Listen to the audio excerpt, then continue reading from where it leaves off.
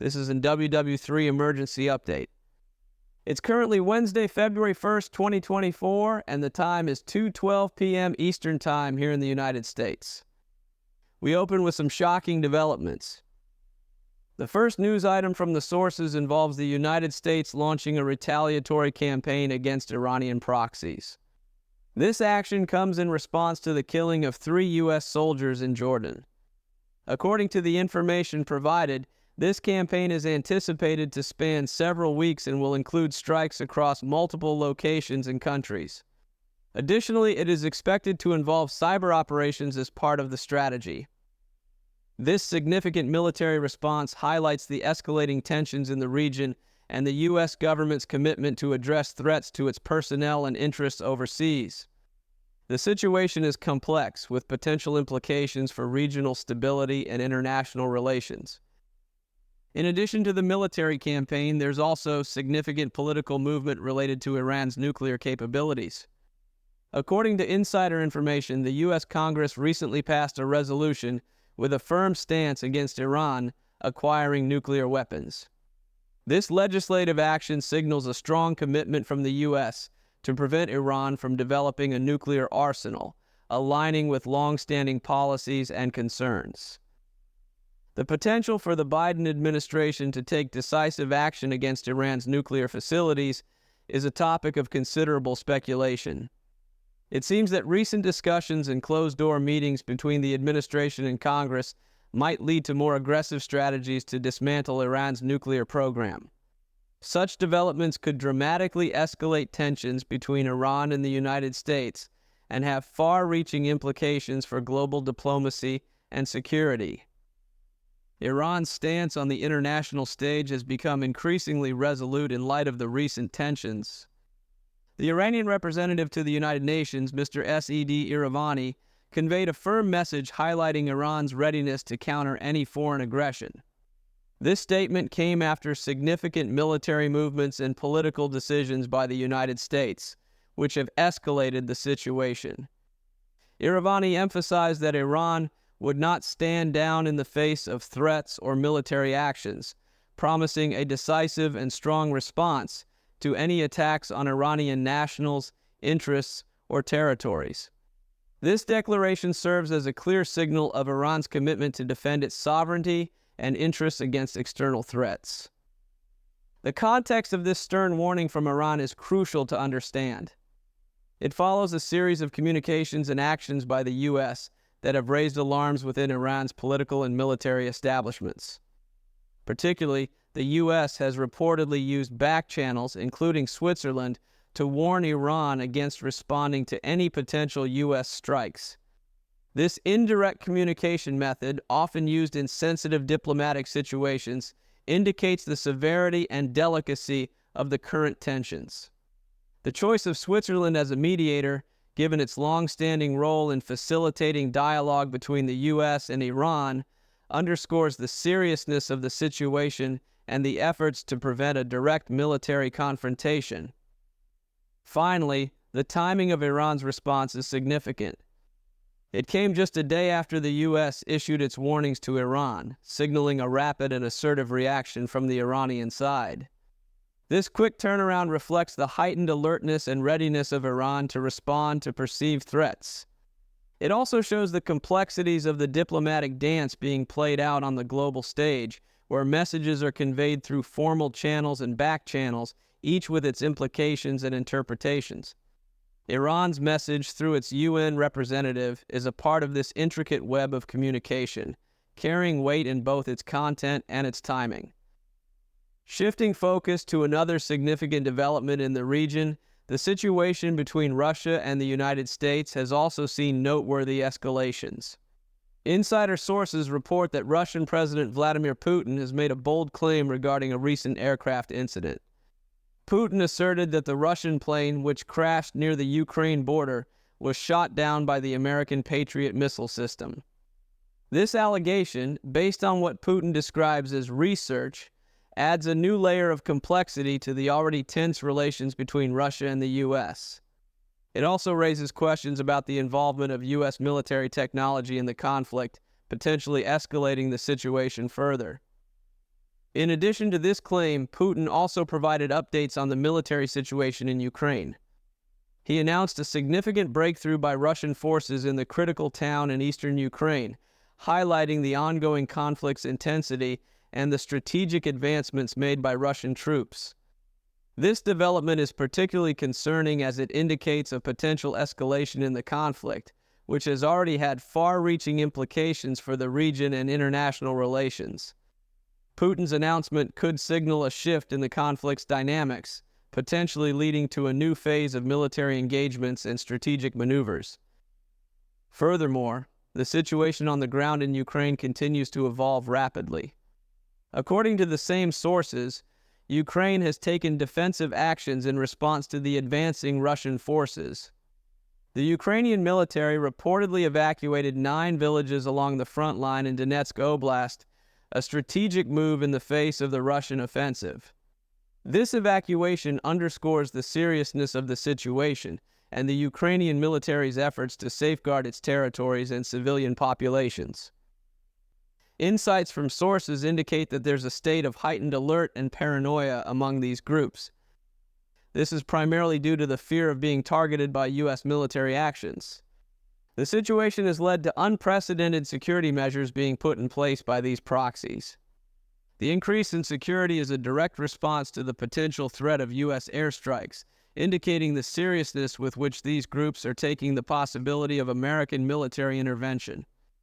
This heightened state of alert reflects the broader regional response to the escalating military actions and rhetoric from the United States. Additionally, there are reports suggesting internal concerns within these proxy groups about the presence of American spies. The fear is that these spies could be feeding intelligence to the U.S. military, aiding in pinpointing exact locations for targeted strikes. This has led to a state of paranoia, further complicating the internal dynamics within these proxy groups. The worry about infiltration by U.S. intelligence is not only a tactical concern, but also adds a psychological dimension to the conflict, affecting the morale and operational efficiency of these groups. The suspicion of espionage within their ranks demonstrates the intricate and shadowy nature of modern warfare, where information and misinformation play crucial roles. Furthermore, the situation has reportedly caused significant movements among key figures in these groups. Notably, Haj Asghar, the primary military commander of Iran's IRGC in eastern Syria, has apparently fled to Iran, fearing being targeted by the U.S. This move indicates a significant shift in the balance of power and confidence among these proxy groups. The departure of a high-ranking commander in such a manner can be seen as a sign of the increasing pressure they are under due to the escalating military and intelligence operations in the region. Turning to the political maneuvers in the region, there's an intriguing development involving high-level meetings between Iraq and Iran. According to sources, the Iraqi Prime Minister al-Sudani recently had an extensive meeting with Ismail Qani, the commander of the IRGC Quds Force. This meeting, which lasted for 4 hours in Baghdad, signifies a potentially significant diplomatic and strategic engagement between Iraq and Iran. The length and nature of this meeting suggests that critical issues were on the table, possibly relating to the escalating tensions in the region and the involvement of Iranian proxies in various conflicts. The IRGC Quds Force, under Qani's command, is a critical player in Iran's regional strategy, especially in countries like Iraq and Syria. Their influence extends beyond military operations, encompassing political and socio-economic aspects as well.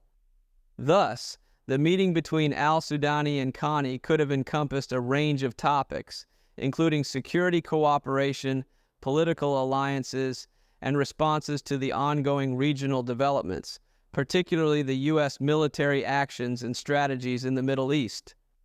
The involvement of such high-ranking officials underscores the importance of Iraq-Iran relations in the context of broader regional dynamics and the balancing of power in the Middle East. Furthermore, this meeting's timing is notable, given the surrounding context of U.S. military campaigns and diplomatic efforts in the region. It could be seen as a strategic move by Iraq and Iran to consolidate their positions and align their responses to the regional challenges. The discussions likely covered the implications of the U.S. military's actions in the region and possibly strategies to counter or mitigate these actions. Moreover, Graham's statement comes in the context of recent hostile activities attributed to Iranian proxies, including the killing of U.S. soldiers. He argues that a failure to impose a heavy price on Iran for these actions would be a dereliction of duty by the Biden administration in protecting American personnel. This perspective aligns with a more hawkish view within U.S. politics, advocating for stronger military and diplomatic measures to counter Iranian influence and activities. In the context of escalating tensions in the Middle East, there are reports of renewed aggressions involving key players in the region. The situation on the Israel-Lebanon border is also becoming increasingly volatile. According to the same sources, Hezbollah has intensified its military operations against the Israeli army. This action by Hezbollah, a Shiite militant group based in Lebanon, is notable for its direct engagement with Israeli forces. The reported targeting of a building in a settlement where Israeli soldiers were believed to be hiding represents a significant escalation in the tactics employed by Hezbollah. Furthermore, these developments are accompanied by reports of a dangerous object found and destroyed at the Israeli embassy in Stockholm, Sweden. This incident adds an international dimension to the regional conflict, showing that the repercussions of the tensions between Israel and these militant groups are not confined to the Middle East. The targeting of an Israeli diplomatic mission in Europe signifies the potential for this conflict to have broader implications, affecting international relations and security beyond the immediate region. Moving to another area of growing concern, there have been recent aggressive actions by the Houthis, a Yemeni rebel group, against U.S. naval assets. Information from sources reveals that the Houthis have launched missile attacks targeting several U.S. warships in the Red Sea. This series of attacks includes the targeting of the USS Le Puller, the USS Graal, and most recently the USS Grai. The persistent targeting of U.S. warships by the Houthis is a significant escalation in the ongoing conflict in Yemen and highlights the group's capabilities and willingness to engage U.S. military forces directly. These attacks by the Houthis are not isolated incidents, but part of a broader pattern of increasing hostilities. The fact that 3 U.S. warships have been targeted in quick succession points to a deliberate and coordinated effort by the Houthis. This escalation is particularly concerning given the strategic importance of the Red Sea for international shipping and military movements. The continued aggression by the Houthis against U.S. naval assets could have far-reaching implications for regional security and the stability of maritime routes in the area. In response to these attacks, the Houthis have reportedly received a threatening message from Washington via the Sultanate of Oman. This message is a clear indication of the U.S.'s stance against these provocations and suggests a possible increase in U.S. military or diplomatic actions to deter further aggression. The use of Oman as a mediator for conveying this message also highlights the complex diplomatic channels at play in the region. In the realm of international economics and politics, there's a significant shift with the expansion of the BRICS alliance. According to reliable sources, several countries, including Saudi Arabia, the UAE, Ethiopia, Iran, and Egypt, have officially confirmed their decision to join BRICS. This expansion of BRICS, which originally included Brazil, Russia, India, China, and South Africa, marks a notable change in the global economic landscape. The inclusion of these Middle Eastern and African countries indicates a growing trend of nations seeking alternatives to traditional Western-dominated economic groups and alliances. The decision by these countries to join BRICS reflects their desire to diversify their international partnerships and reduce dependency on Western economic systems. This move could have significant implications for global trade, economic policies, and geopolitical alliances. The involvement of Saudi Arabia and the UAE, both key players in the global oil market, is particularly noteworthy. Their participation in BRICS could signal a shift in how global energy resources are managed and traded, potentially impacting global energy markets and policies. Furthermore, the inclusion of Ethiopia and Egypt, 2 influential African nations, highlights BRICS's expanding influence in Africa. This expansion into the African continent could open new avenues for trade, investment, and diplomatic relations, challenging existing global economic structures. The growing membership of BRICS, now encompassing a more diverse range of nations, underscores the shifting dynamics of global power and the emergence of new economic blocs. These developments could lead to a more multipolar world order with increased competition and collaboration among different economic and political alliances. In the backdrop of these global events, there's an intriguing development concerning U.S. military movements and readiness.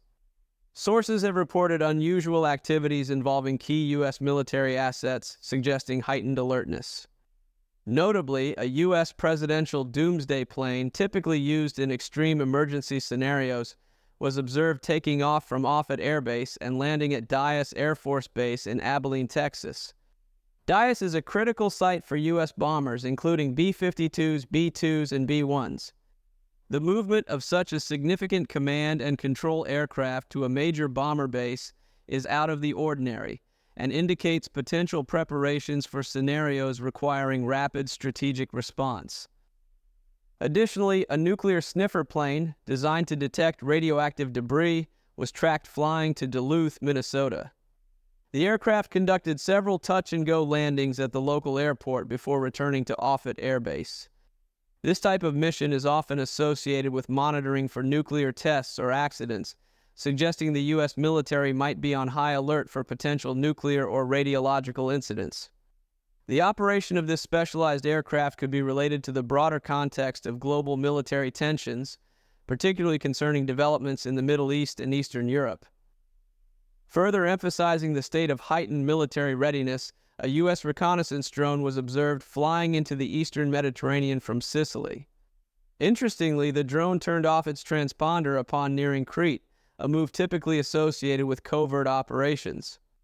This action points to the U.S. gathering intelligence in a region rife with conflict and strategic interests, possibly related to the ongoing tensions with Iran and the situation in Syria. Amidst the ongoing geopolitical tensions, there's a notable development in the conflict between Ukraine and Russia. Insider sources reveal that the Ukrainian army has claimed to have struck a major Russian airbase in Crimea. The targeted airfield, known as the Belbek Airfield, is a significant military installation, and such an attack by Ukraine would mark a considerable escalation in the conflict.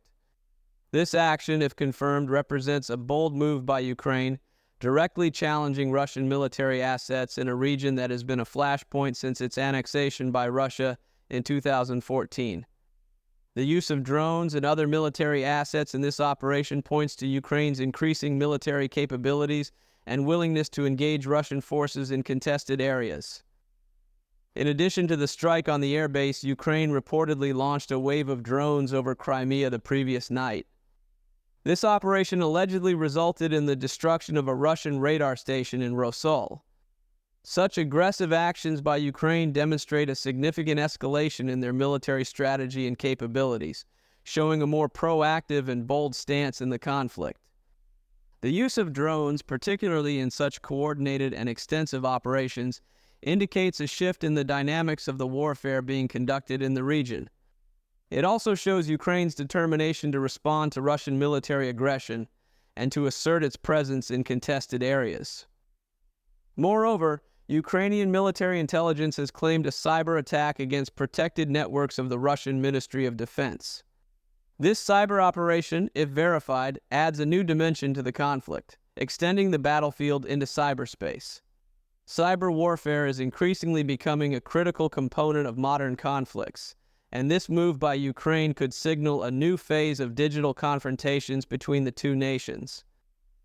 As the geopolitical landscape in Europe continues to evolve, there are significant military developments involving NATO countries. Insider information has revealed a notable agreement signed by the defense ministers of Poland, the Netherlands, and Germany. This agreement concerns the establishment of a military corridor to facilitate the movement and transfer of troops and equipment between these countries. The creation of such a corridor is a significant development, as it reflects a coordinated effort by NATO members to enhance their military mobility and readiness in response to the ongoing tensions, particularly those related to the conflict in Ukraine. This move could significantly streamline the deployment of forces and equipment, which is crucial in a rapidly changing security environment. The agreement for a military corridor comes in the context of NATO's increased activities in Eastern Europe. This includes the recent commencement of a large-scale military exercise involving 90,000 troops, underscoring the alliance's commitment to collective defense and preparedness. The establishment of a military corridor is not just a logistical move, it is also a strategic one, sending a clear message about the readiness and unity of NATO members in the face of potential threats. Such initiatives enhance the alliance's ability to respond quickly and effectively to any aggression or crisis in the region. Furthermore, the timing and nature of this agreement highlight the growing concerns among European NATO members about the security situation on the continent. The decision to establish a military corridor indicates a proactive approach to defense and a recognition of the need for rapid mobilization capabilities. This brings an end to the update. Make sure you subscribe and turn on notifications so you can keep up with the most recent information. Pray for our troops, they truly deserve it. I'm wishing everyone a restful sleep and reminding them to be ready, alert, and persistent throughout these trying times.